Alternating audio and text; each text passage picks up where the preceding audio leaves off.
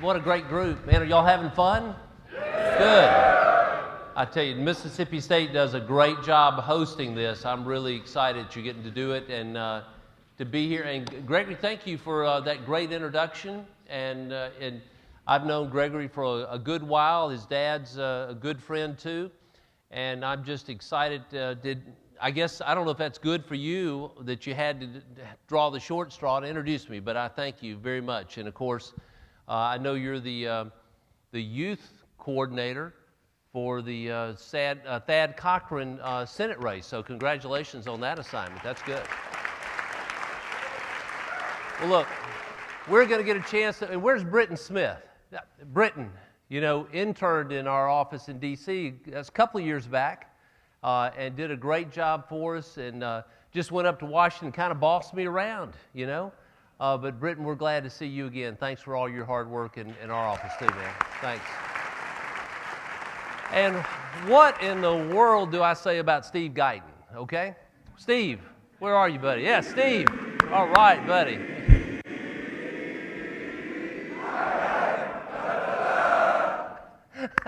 I tell you, Steve knows everybody.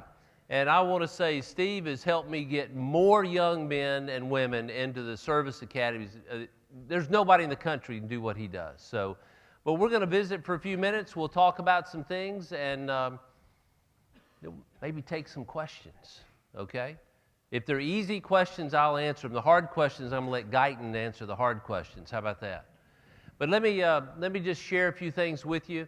All right, who's got the watch? You got the watch? Okay. All right, what time is it? Okay, he says it's 5:18. All right, I'm going to go about 10 minutes, and you're going to say, hey, you've gone 10 minutes. And then I'll start to bring it in for a landing, and then we'll take some questions, okay? 10 minutes? All right, you think I can trust him on the clock? All right, we're in. All right, what city is he from? There you go, okay. There you go. I mean, I've got to trust that, right? Guys, we got y'all are from all over the state. And you're only here because you really are the leaders in your schools. You're the ones we're going to be looking to lead us in future years.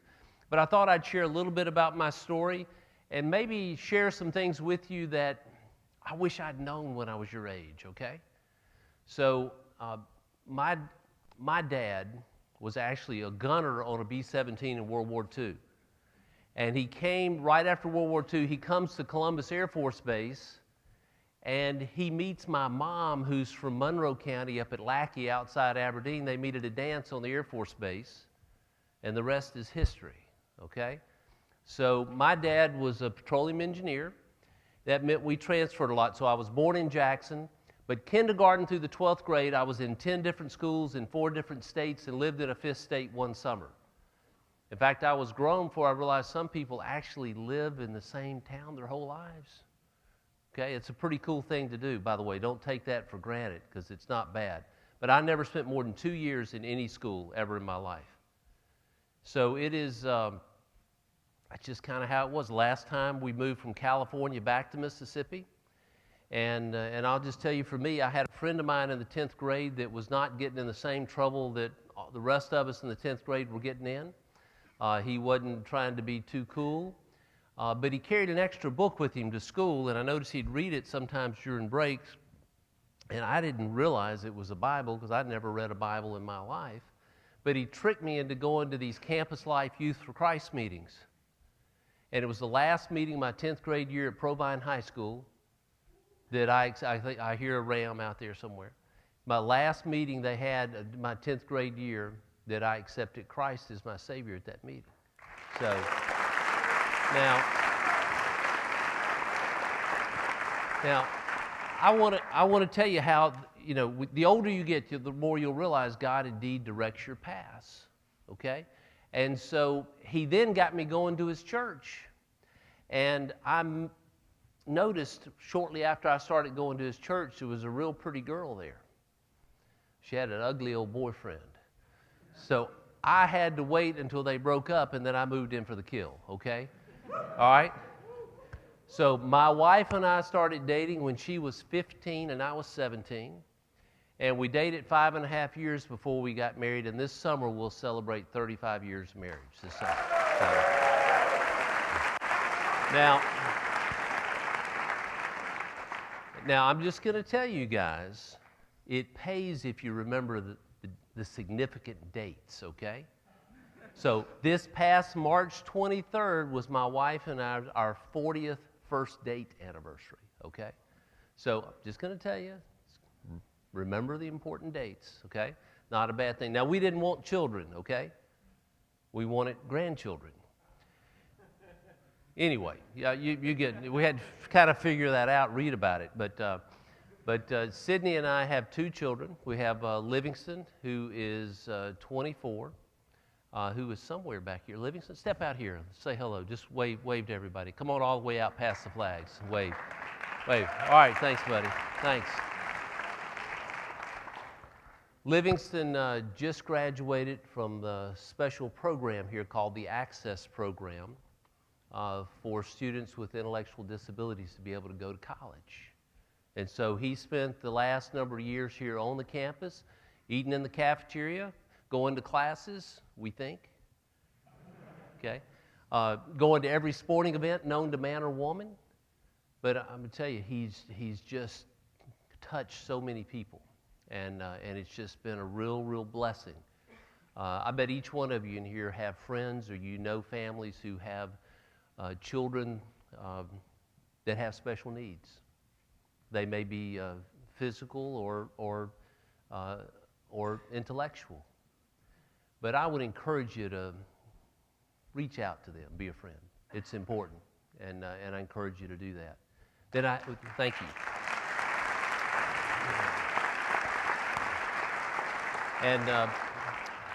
And we have a daughter, Maggie, who's 22, graduated from Mississippi State last May, got out a year early. She graduated in 3 years and just got back from a 6-month internship in France and came back about 2.5 months ago from that. And so let me say this. As a father, she came back and I avoided my biggest fear in life, a European husband, okay? So anyway, so she came back, you know, so I just didn't want her coming back with somebody like that TV commercial where she says, we met on the internet, my boyfriend's a French model, and this goober walks out and says, bonjour, you seen that TV commercial? So I didn't want that happening. But I'll tell you, I've always been involved in politics. When I was a college student at Mississippi College, my senior year, I worked on a campaign. Somebody asked me to get involved, and I did that.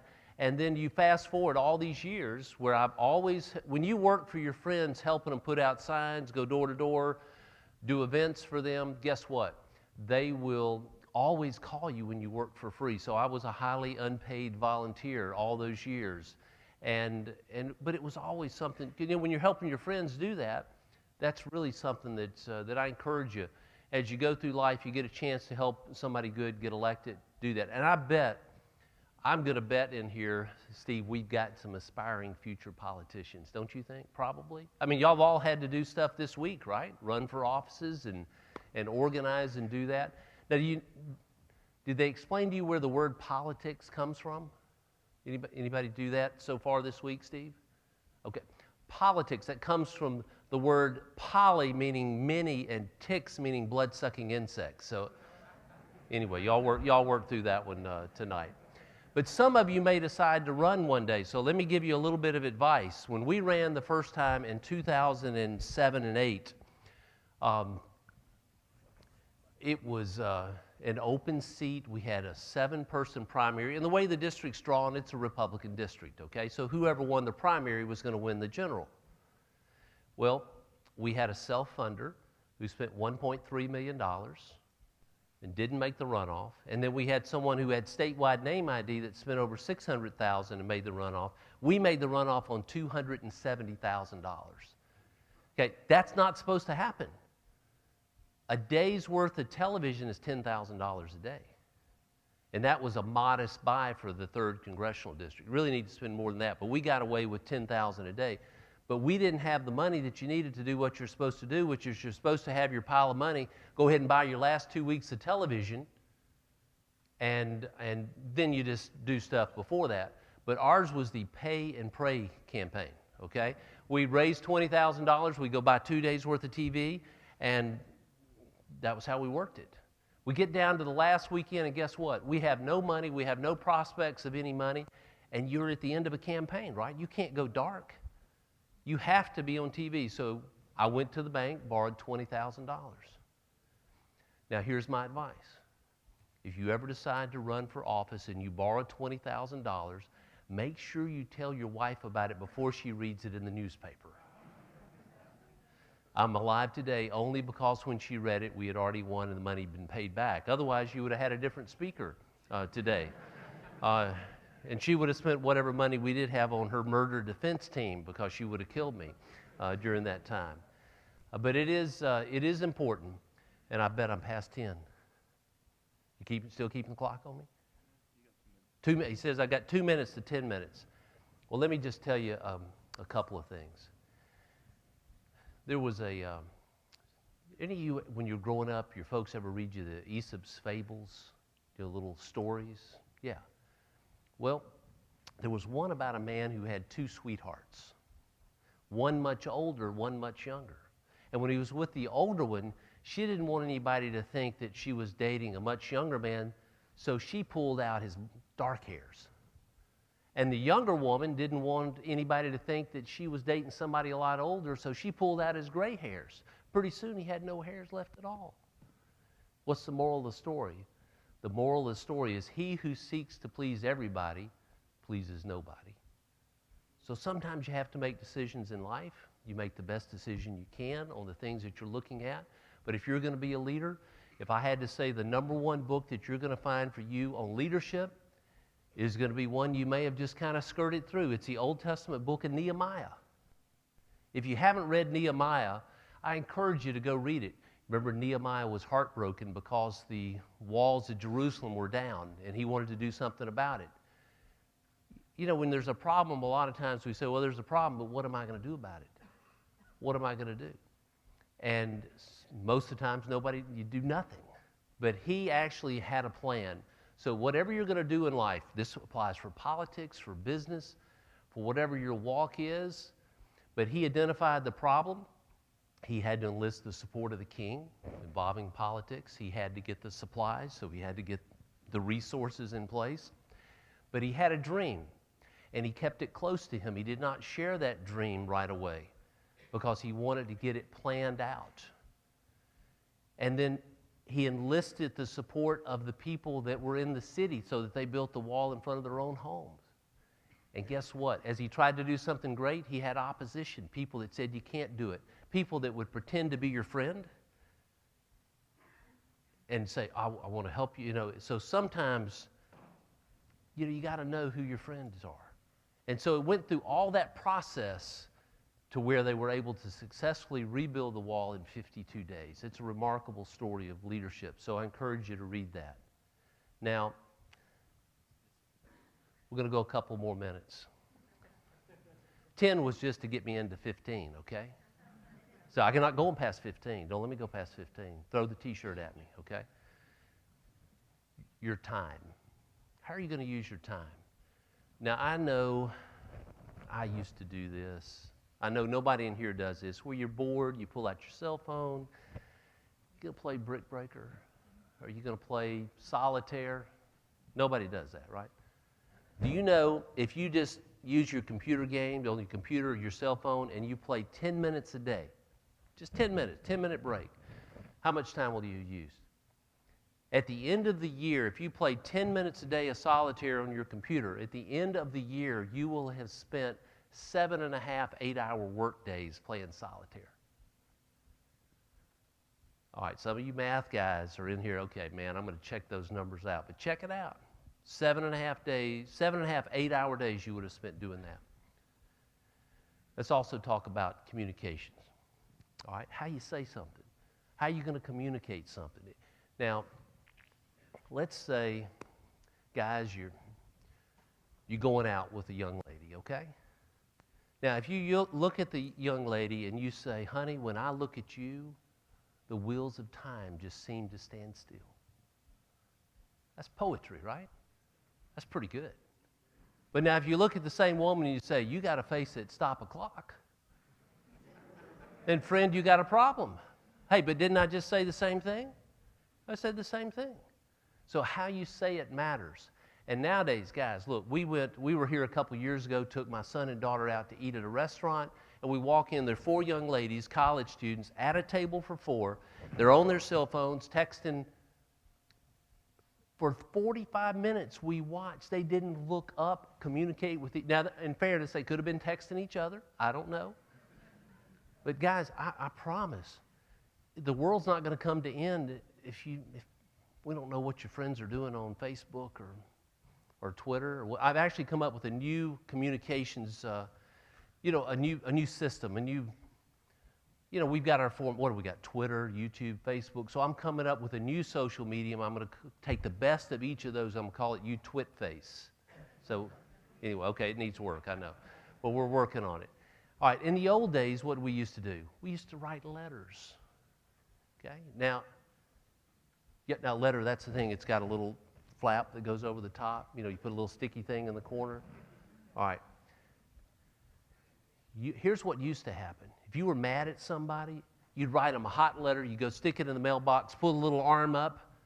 About 30 minutes later, you'd say, I feel better, but I don't know if I ought to send that letter. And you walk out to the mailbox, you pull it out, and you feel better. But when you hit send, it's gone. Okay? So I just encourage you, think about what you're doing. Now, when my dad died, my son was 2, my daughter was 2, my son was 4. And it dawned on me I had not a single thing in writing from my father. Nothing. He's a great dad, but Mom did the notes, the letters, the cards, and we were out of pocket. From the time my daughter was 4, she's 22, so for 18 years, if I've gone out of town even for a night, I write each of them a note. I've done it every week I've been in Congress but one, and I got in the doghouse because they didn't get a letter that week. They've kept every one of their notes of blessing, encouragement, dream big, scripture verses. And I want to tell you as I close before questions, every one of you in here has a dream in your heart of something that you want to do, something that you think you can do, but you're going to have friends who are going to say, you can't do that. Or you're going to be afraid to try it. It may be music, arts, sports, it may be writing, it may be any number of things that you feel like something that you really should do with your life. Don't be afraid. Psalm 34:4 says, I sought the Lord, and He answered me and freed me from all my fears. Don't be afraid. I know my mom used to do count it cross stitch, and there's one of these that she's got on the wall in her house that I remember from as early as I could read. It says, one ship sails east, another west, with the self-same winds that blow. 'Tis the set of the sails and not the gales which determines the way they go. Be in charge of setting your boat in the direction you know you need to go. God bless you.